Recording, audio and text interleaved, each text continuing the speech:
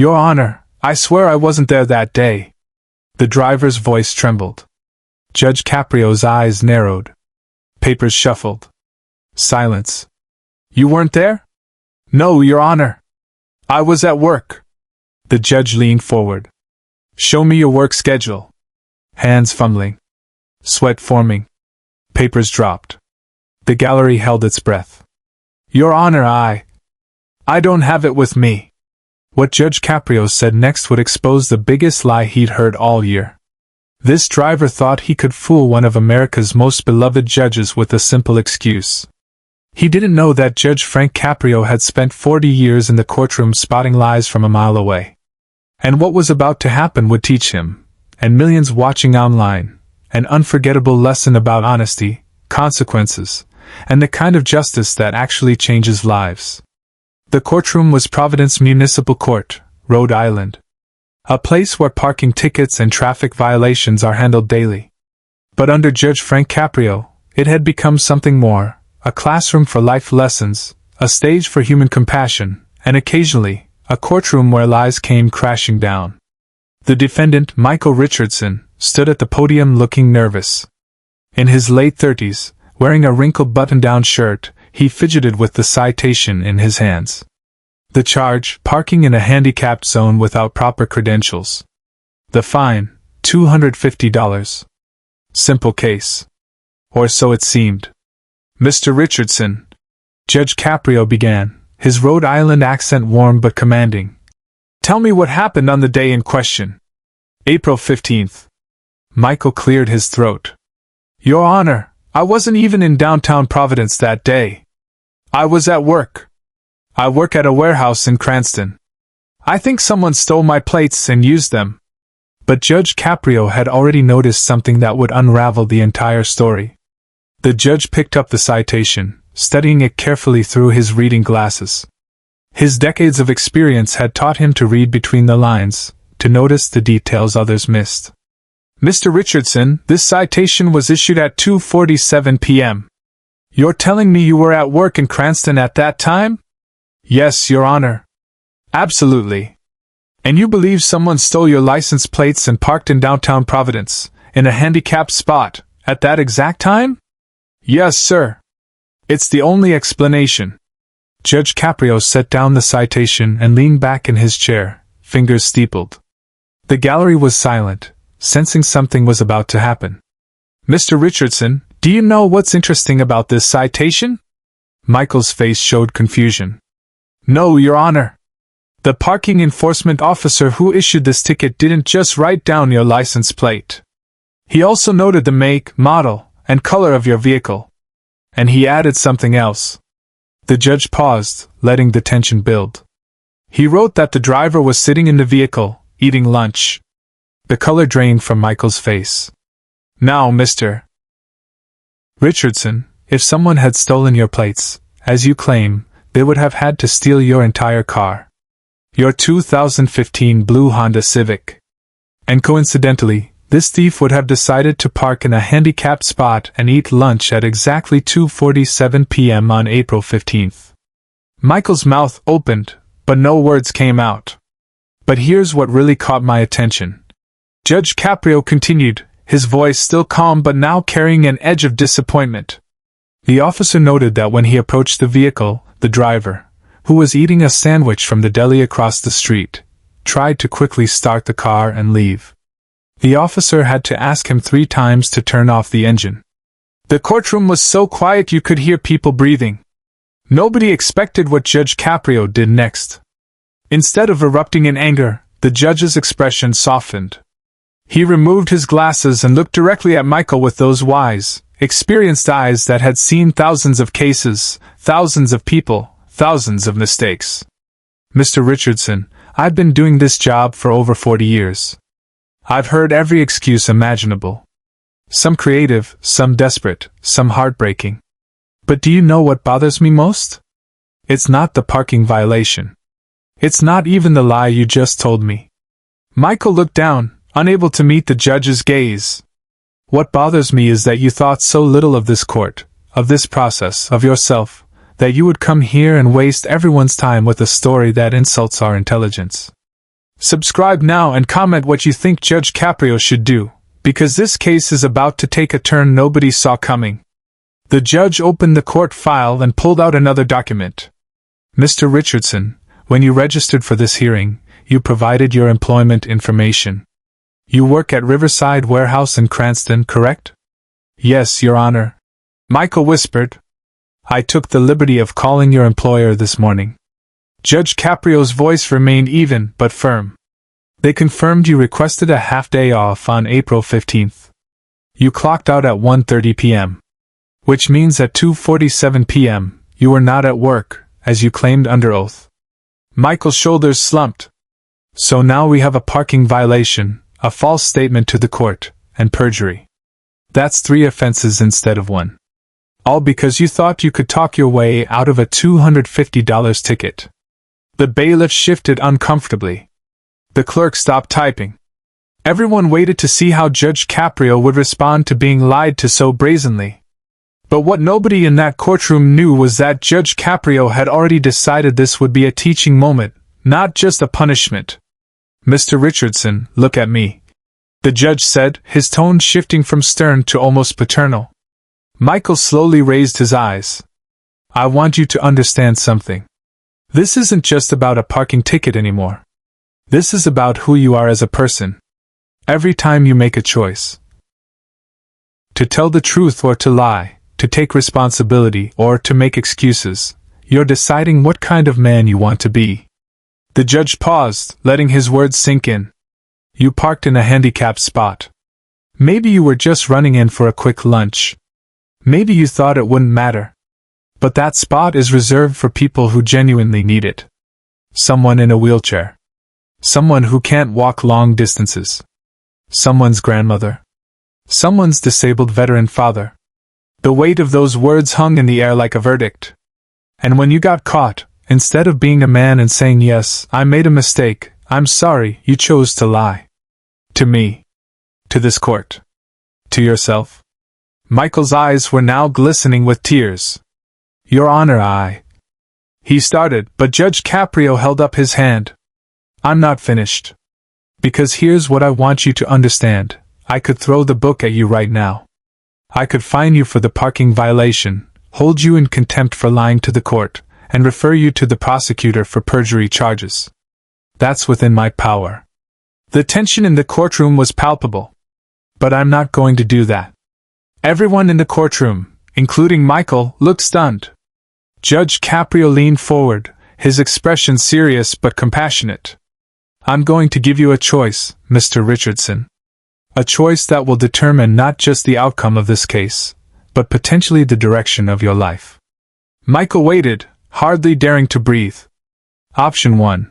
I find you guilty of the parking violation and the false statement. I fine you $1,000, 4 times the original ticket, and you walk out of here with a criminal record for lying under oath. The judge paused, letting that sink in. Option 2. You look at me, at this court, at everyone watching, and you tell the truth. The whole truth. About what really happened that day. About why you lied. About what you're going to do to make this right. What Michael said next would change everything. For a long moment, Michael just stood there, trembling. Then, slowly, he began to speak.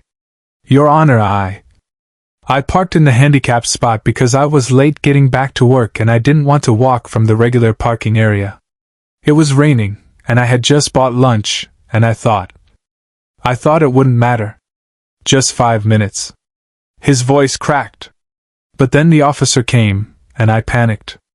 I tried to leave, but he stopped me. And I've been scared ever since.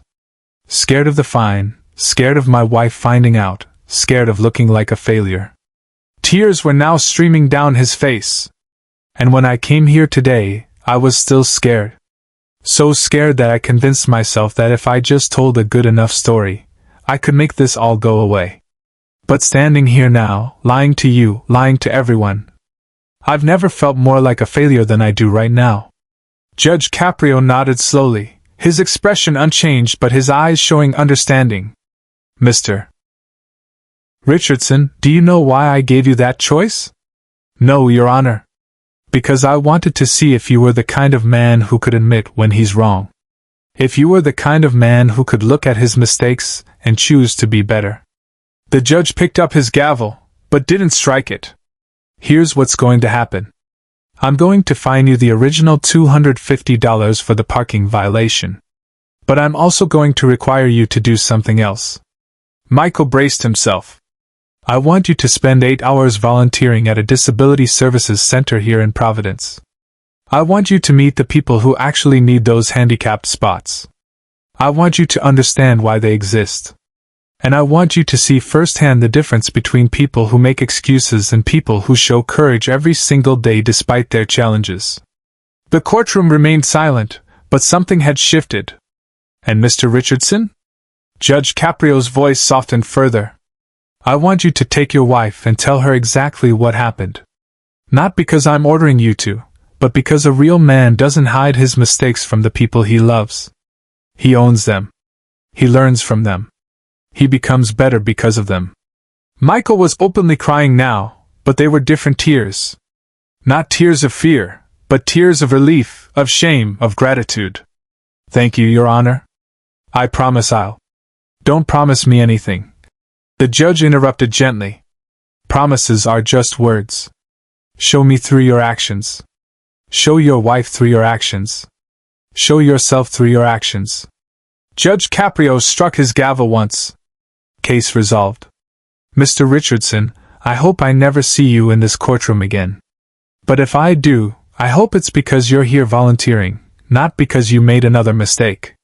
What happened next shocked everyone watching, including the court staff who had worked with Judge Caprio for years. As Michael turned to leave, still wiping his eyes, Judge Caprio did something he rarely did.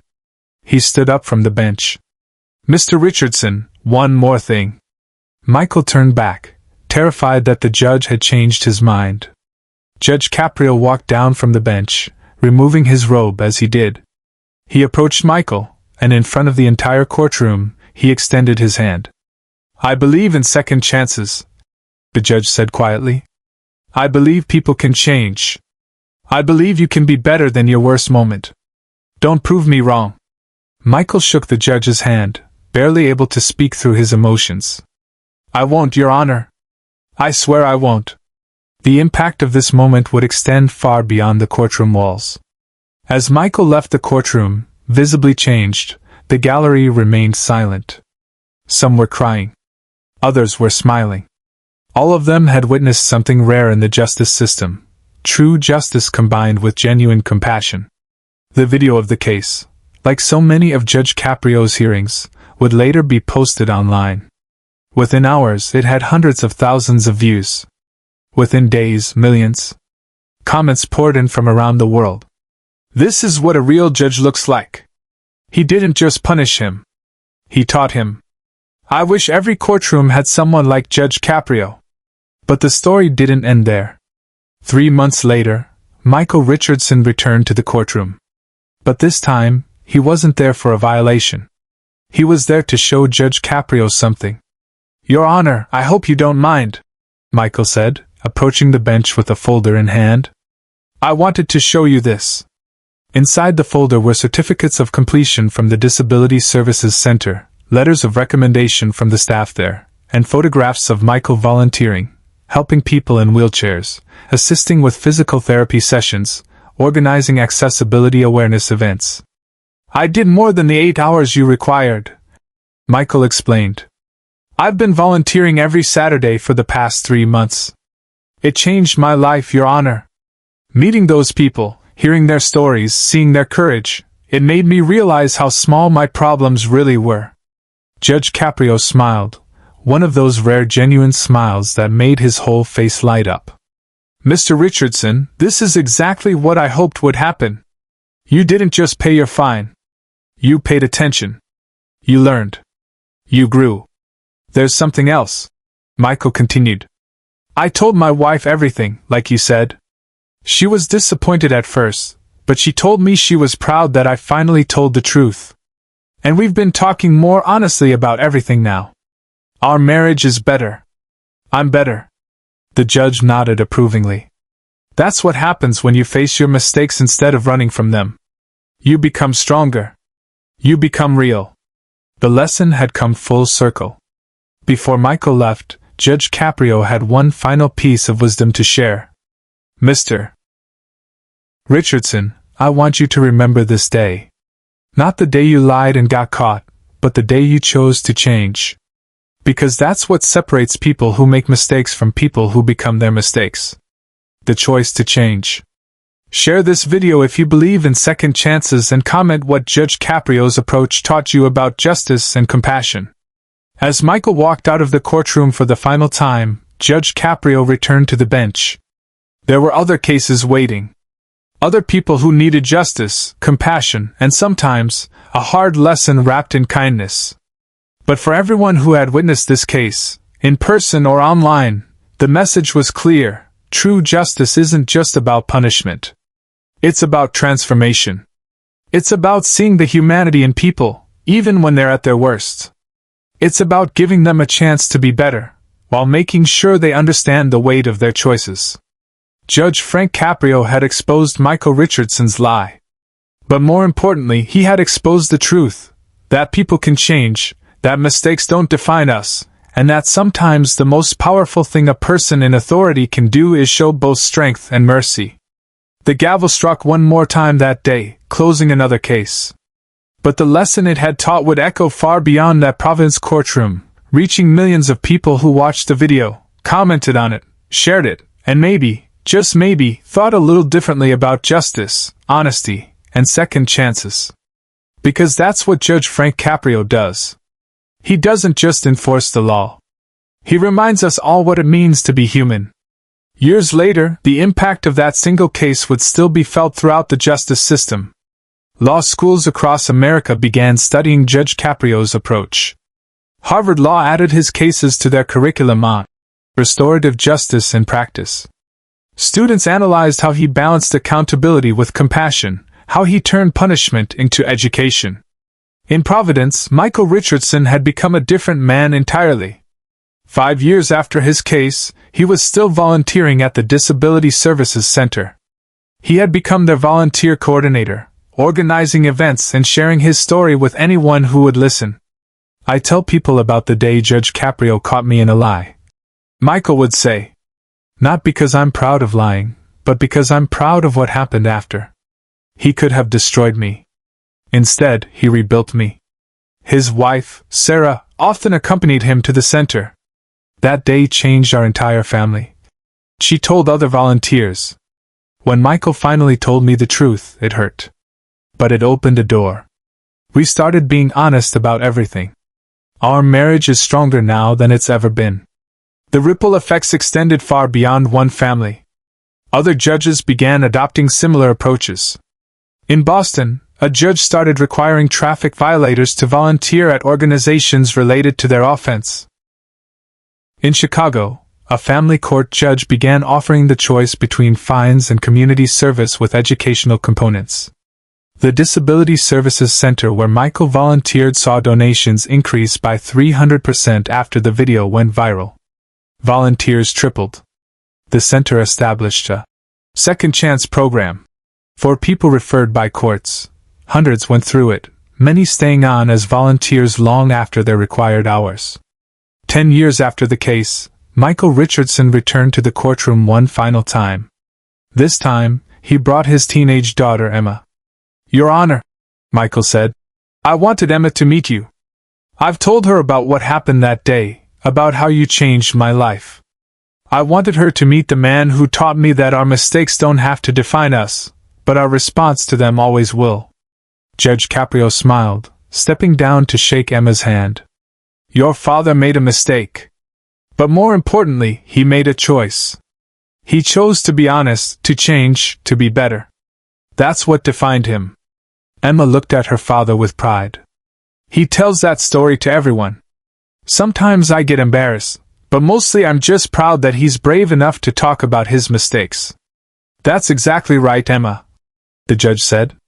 Real courage isn't never making mistakes. Real courage is admitting them, learning from them, and helping others avoid making the same ones. As they left, Michael turned back. Thank you, Your Honor, for seeing who I could be instead of just who I was. Judge Caprio raised his hand in a small wave. Thank you for proving me right. The legacy continues to inspire millions. The video has been viewed over 50 million times, translated into dozens of languages, shown in classrooms and rehabilitation programs worldwide. Because it wasn't just about a parking ticket. It was about the transformative power of justice tempered with mercy, of seeing the humanity in others even when they can't see it in themselves. That's the true genius of Judge Frank Caprio. He doesn't just preside over a courtroom.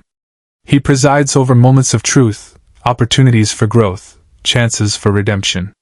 Every gavel strike isn't just closing a case. It's opening a door to a better future, if people are brave enough to walk through it.